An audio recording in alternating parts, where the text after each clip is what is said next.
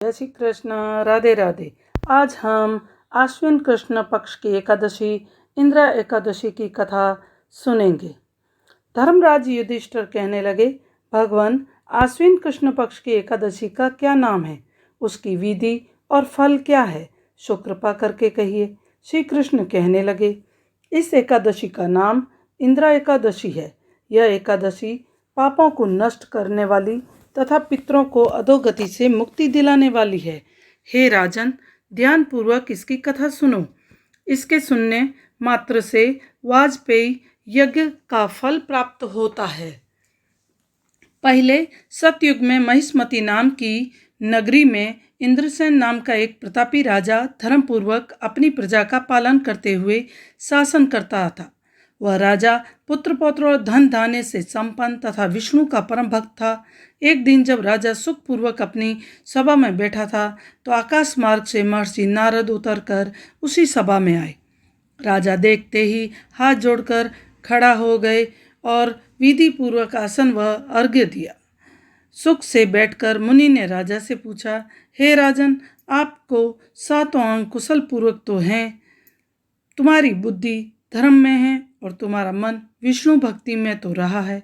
देव ऋषि नारद की ऐसी बात सुनकर राजा ने कहा, हे महर्षि, आपकी कृपा से मेरे राज्य में सब कुशल है तथा मेरे यहाँ यज्ञ कर्म आदि सुकृत हो रहे हैं। आप कृपा करके अपने आगमन का कारण कहिए। तब ऋषि कहने लगे, राजन, आप आश्चर्य देने वाले मेरे वचनों को सुनो। मैं एक समय ब्रह्मलोक में यमलोक को गया। वहाँ श्रद्धा पूर्वक और सत्यवान धर्मराजा की प्रशंसा की। उसी यमराज की सभा में महान ज्ञानी और धर्मात्मा तुम्हारे पिता को एकादशी का व्रत भंग होने के कारण देखा। उन्होंने जो संदेशा दिया है सो मैं तुमसे कहता हूँ। उन्होंने कहा कि पूर्व जन्म में कोई विघ्न हो जाने के कारण मैं यमराज के निकट रहा हूँ। सो हे पुत्र, यदि तुम आश्विन कृष्ण इंद्रा एकादशी का व्रत मेरे निमित्त करो तो मुझको स्वर्ग की प्राप्ति हो सकती है।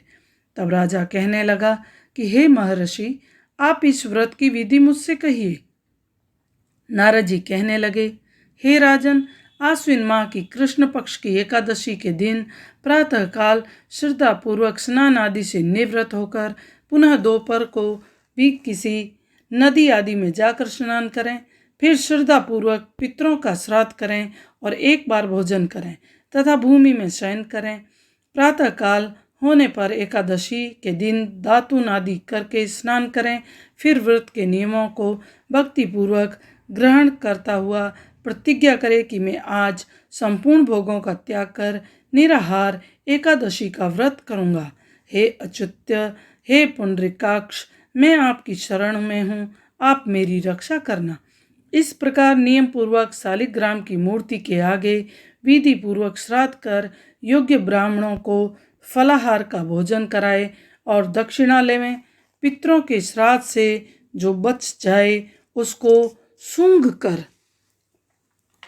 गौ को दें तथा धूप द्वीप गंध पुष्प नैवेद्य आदि सब सामग्री से ऋषिकेश भगवान का पूजन करें।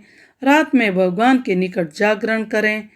इसके पश्चात द्वादशी के दिन प्रातःकाल होने पर भगवान का पूजन करके ब्राह्मणों को भोजन कराएं। भाई बंधुआ स्त्री और पुत्र सहित आप भी मौन होकर भोजन करें।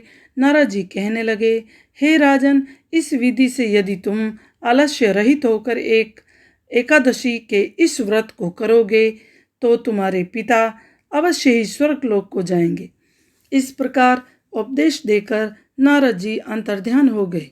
नारद जी के कथनानुसार राजा द्वारा अपने बांधवों तथा दासों सहित व्रत करने से आकाश से पुष्प की वर्षा हुई और उस राजा का पिता गरुड़ पर चढ़कर विष्णु लोक को गया। राजा इंद्रसेन भी एकादशी के व्रत के प्रभाव से निष्कंटक राज करके अंत समय में अपने पुत्र को सिंहासन पर बैठाकर स्वर्गलोक को गया। हे युधिष्ठिर, यह इंद्रा एकादशी के व्रत का महात्म्य मैंने तुमसे कहा। इसके पढ़ने या सुनने से मनुष्य सब पापों से छूट जाते हैं और सब प्रकार से भोगों को भोग कर वैकुंठ को प्राप्त करते हैं। जय श्री कृष्ण। राधे राधे। आपको हमारी संपूर्ण कथा अच्छी लगी हो तो हमारे चैनल को सब्सक्राइब करना न भूलें।